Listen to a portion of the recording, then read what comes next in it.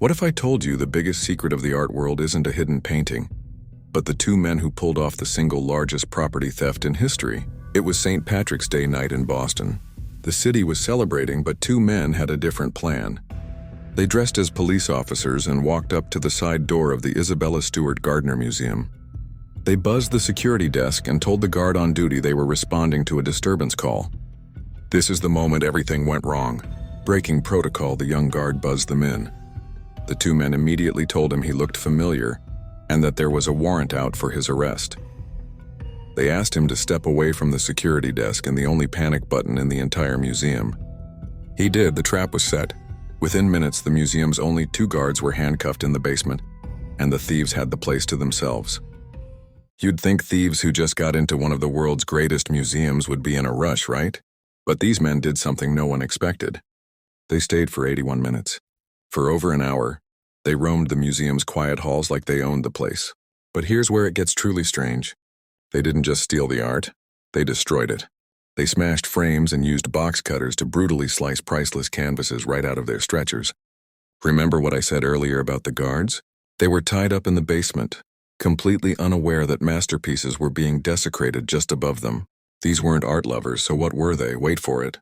They walked past multi-million-dollar paintings by artists like Titian, one of the most valuable in the collection, and ignored them completely. It's almost like they weren't after the most expensive art. They were after something specific, but what? So what were these thieves after? They left behind priceless art, but what they took was legendary. In total, they stole 13 works of art. But 3 of them were so special, their loss is still felt today. First, they took Rembrandt's only known seascape, The Storm on the Sea of Galilee. This wasn't just a painting.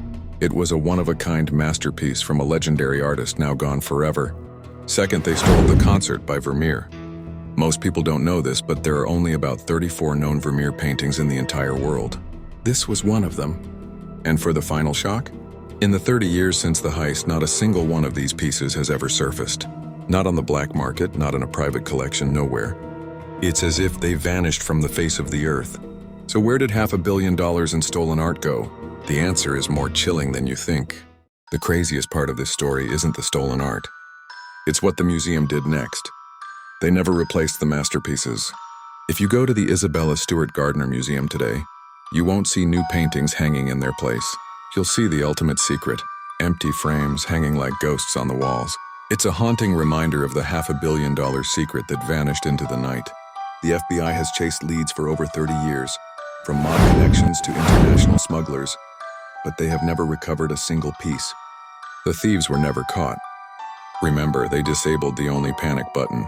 They knew the museum's weaknesses. So here's the thought that keeps investigators up at night. Was this a simple robbery? Or was it a targeted mission for a secret buyer who wanted art no one else could ever see? The empty frames are waiting for an answer. What do you think happened to the art? Tell me in the comments.